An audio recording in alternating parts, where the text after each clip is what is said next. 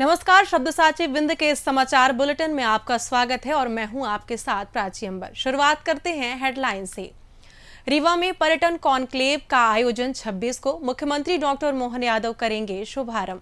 Super speciality अस्पताल रीवा में 13 करोड़ की एमआरआई मशीन शुरू।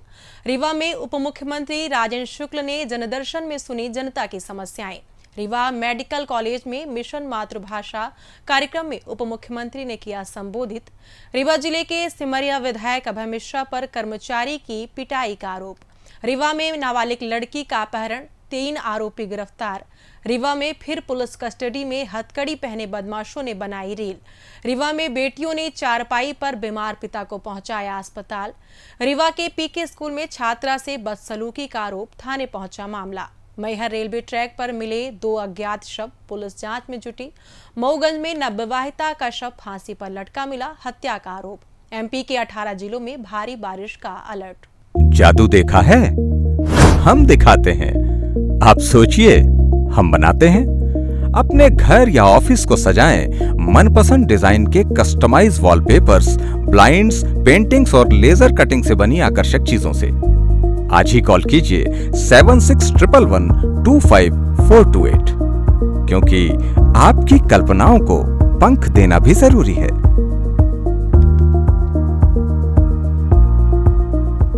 अब खबरें विस्तार से। रीवा में 26 और 27 जुलाई को पर्यटन कॉन्क्लेव का आयोजन किया जा रहा है, जिसका शुभारंभ मुख्यमंत्री डॉक्टर मोहन यादव करेंगे। कॉन्क्लेव में विंध्य के सभी प्रमुख धार्मिक स्थलों तथा पर्यटन स्थलों के विस्तार से जानकारी दी जाएगी। पर्यटन से जुड़े होटल उद्योग, वाहन उद्योग, सांस्कृतिक तथा सामाजिक संगठन, टूर ऑपरेटर्स, टूरिस्ट गाइड आदि भी इसमें शिरकत करेंगे। पर्यटन के विकास से विंध्य से रोजगार के नए अवसरों का सृजन होगा। कॉन्क्लेव में दूसरे दिन पर्यटन के विकास से जुड़े विभिन्न आयामों पर विचार मंथन किया जाएगा। इसमें कॉलेज के पर्यटन विभाग के प्राध्यापकों तथा विद्यार्थियों को भी शामिल करेंगे। कॉन्क्लेव में 500 से अधिक डेलीगेट्स रीवा आ रहे हैं। यह 2 दिवसीय पर्यटन कॉन्क्लेव विंध्य में पर्यटन को नया आयाम देगा। आइए जानते हैं एमपी टूरिज्म बोर्ड भोपाल की एएमडी विदिशा मुखर्जी से इस 2 दिवसीय आयोजन के बारे में। अभी हम रीजनल टूरिज्म कॉन्क्लेव 26 और 27 जुलाई को रीवा में करने वाले हैं। बेसिकली इसमें हमारे माननीय मुख्यमंत्री महोदय, माननीय डिप्टी सीएम महोदय, माननीय हमारे पर्यटन मंत्री महोदय, माननीय प्रभारी मंत्री महोदय और पूरा मध्य प्रदेश टूरिज्म बोर्ड, एसटीडीसी और जिला प्रशासन सभी की मिल के मतलब और इन पे सभी ज़िले जो हमारे शेड्यूल के सभी ज़िले संभाग के एवं रीवा संभाग के, तो सभी का ये एक कंबाइंड एफर्ट है। और इसमें हम लोगों के फर्स्ट डे में माननीय मुख्यमंत्री महोदय आ रहे हैं। उस दिन हमारे फर्स्ट जो सेशन रहेगा वो हमारा इन्फ्लुएंसर सेशन है, जिसमें कि हमारे कुछ प्रेस्टिजियस इन्फ्लुएंसर्स आ रहे हैं, जिसमें कि अभी जो सीरीज़ है सान्विका, जो कि जिन्होंने रिंकी का रोल प्ले किया था, वो हमारी पैनलिस्ट रहेंगे। उसके अलावा अनुनय सूद जी आ रहे हैं और सिद्धार्थ जोशी जी आ रहे हैं, मुकेश तिवारी जी आ रहे हैं। वो हमारा फर्स्ट इन्फ्लुएंसर सेशन रहेगा। उसके बाद जो सेकंड सेशन रहेंगे वो हमारे इन्वेस्टर पॉलिसीज़ और फिल्म पॉलिसीज़ और हमारे ट्रैवल एंड टूर ऑपरेटर्स, उन सब के लेके B2B हमारी मीटिंग्स रहेंगी। कुछ हमारी मीटिंग्स B2G मीटिंग्स भी रहेंगी। और उसके बाद फिर 27 को हमारे 3 पैनल डिस्कशंस रहेंगे। इसमें जो मेजर हमारे हॉस्पिटैलिटी पार्टनर्स में ज्योत्सना सूरी मैडम आ रहे हैं, जो कि फिक्की के पास्ट प्रेसिडेंट थे और अभी ललित ग्रुप के वो इंचार्ज हैं। उसके अलावा ताज सफारी से आ रहे हैं। उसके अलावा इंडिगो के सीनियर रिप्रेजेंटेटिव आ रहे हैं, एयर इंडिया के सीनियर रिप्रेजेंटेटिव आ रहे हैं। उसके अलावा अमित अलायंस से सीनियर रिप्रेजेंटेटिव आ रहे हैं, फ्लाईओला और फ्लाईबिग के रिप्रेजेंटेटिव्स आ रहे हैं। तो हमारे कनेक्टिविटी पे बात होगी, हमारे न्यू इन्वेस्टमेंट प्रमोशन पॉलिसीज़ पे बात होगी, नया इन्वेस्टमेंट हम कैसे ला सकते हैं, हमारे अवेलेबल कौन से लैंड पार्सल्स हैं जिनको कि हम resorts, wild life resorts, eco resorts और even adventure policies, adventure camps और ग्लैम्पिंग के लिए दे सकते हैं। वो सारे लैंड पार्सल्स हमने आइडेंटिफाई किए हैं। हम इन्वेस्टर्स से 1-to-1 बात करेंगे, हम उनको फैम ट्रिप पे ले जाएंगे और रीवा के जो डेस्टिनेशंस हैं उनको हम प्रमोट करेंगे। इस तरीके के कॉन्क्लेव होने से जो हमारे जो रीजनल पोटेंशियल्स हैं उनको हम वैश्विक मंच पे ले जाना चाहते हैं।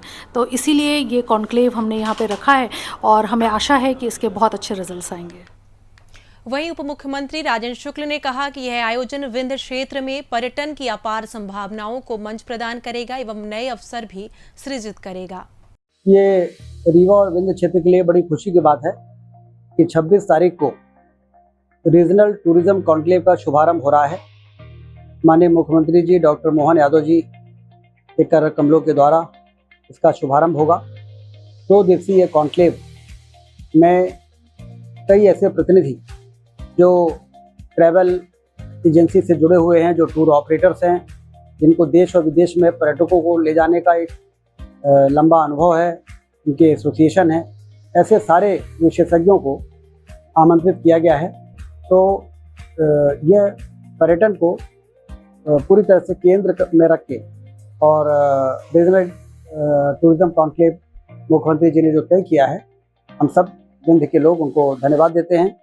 और जैसे पिछले महीनों कुछ महीने पहले रीजनल इंडस्ट्री कॉन्क्लेव हुई थी, उसी तर्ज में रीजनल टूरिज्म कॉन्क्लेव 26 और 27 जुलाई को रीवा के कृष्णा राज कपूर ऑडिटोरियम में आयोजित है।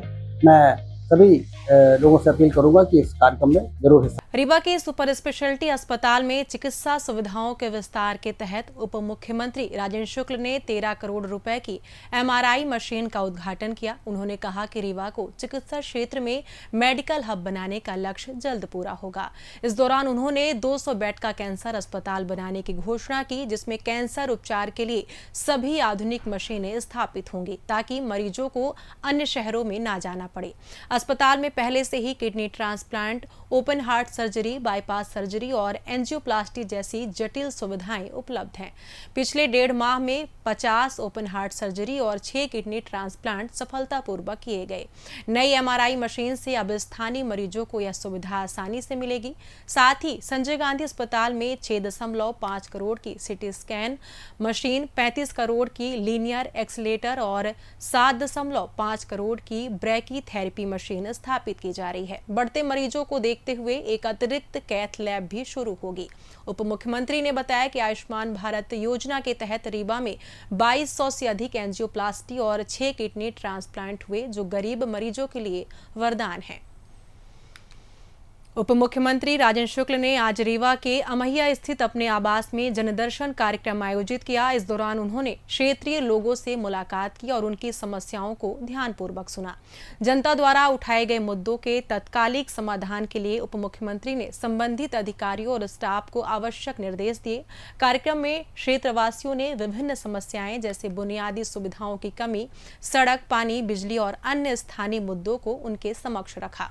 उप मुख्यमंत्री ने सभी शिकायतों को गंभीरता से लिया और त्वरित कार्रवाई का आश्वासन भी दिया।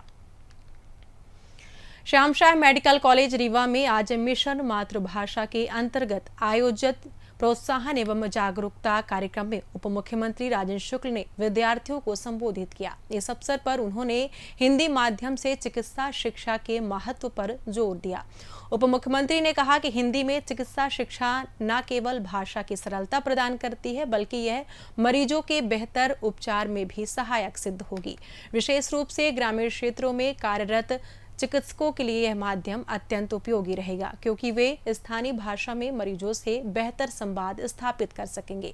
उन्होंने बताया कि हिंदी में अध्ययन से विद्यार्थियों का आत्मविश्वास बढ़ेगा और वे अपनी बात को सहजता से मरीजों तक पहुंचा सकेंगे। उन्होंने छात्र छात्राओं से अपील की है कि वो MBBS की पढ़ाई पूरी करने के बाद ग्रामीण अंचलों में सेवा देकर पीड़ित मानवता के प्रति अपने दायित्व का निर्वहन करें।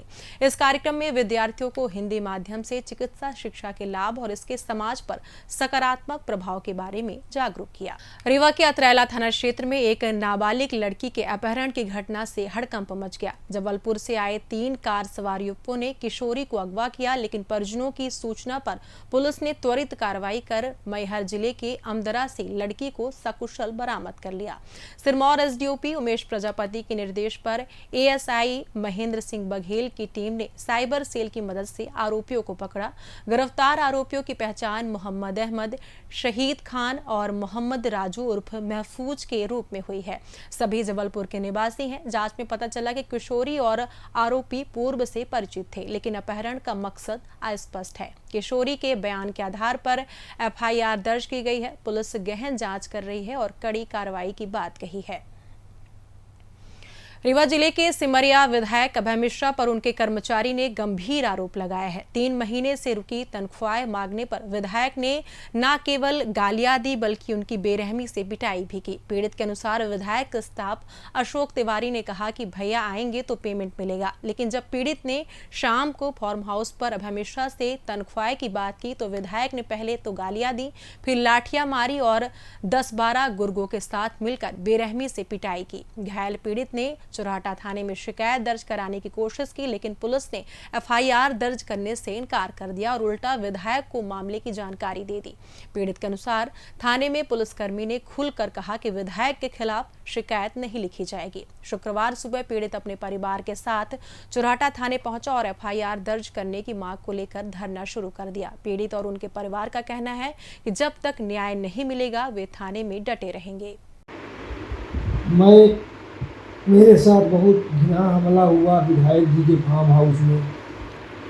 मैं कल पेमेंट लेने गया, 3 महीने की तनख्वाह था। ऑफिस तो अशोक तिवारी के पास गया, मैं पेमेंट दिवा दी। भैया शाम के यहीं देंगे तो खा ठीक है। शाम के 6 बजे आए भैया उतरे, डायरेक्ट आज गए ऑफिस गए। हम उनका सामान जब रहा विदेश के तो सामान ऊपर रखें। भाभी जी के चाय बनावे लागे, इतने में हमारे फोन आवा, कहीं नितिन बेटा कहाँ हो? इतना प्रेम से बोली, नितिन बेटा कहाँ हो? जान न पावे हम फील्डिंग लगाए ला रहे हैं। फिर कहीं जल्दी आओ, क्या आ रहा हूँ। मैं गया, आज मीटिंग मिली जहाँ कुत्ता घोंपा बांधे वहाँ पर मिले। तो बहुत पैसा जरूरत है, इतना मारी विधायक जी पहले हापर मारी। जल्दी के लाठी लेके आओ। लाठी 25-30 लाठी अभय मिश्रा सिमरिया विधायक हमको 30-35 लाठी मारे। आपके सामने सब सबूत है, देख लीजिए ऐसे मारी। देखिए आप, ये सब विधायक जी का मार। देखिए आँखों एक अंग नहीं बचा, हर अंग में मारेंगे। भगा थाने, चौराहा थाना में गया तो वहाँ के टीआई लोग और कुछ लोग बोले, मैं बोला अभय मिश्रा हमको मारे हैं, कहीं उनका नाम रिपोर्ट लिखवाओगे? तुम्हारा नहीं करेगा, तुम चले जाओ। ठीक है, मैं अब मम्मी और पापा को लिए हैं, मेरे को फ़ोन लगा दिए, मेरे आगे अभय मिश्रा को फ़ोन लगा दिए।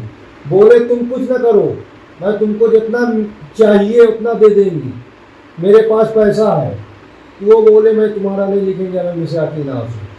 तो मैं पहले रात भर जंगल में मैं सो रहा था, फिर कैसे मेरे मम्मी और पापा हमको ढूंढे।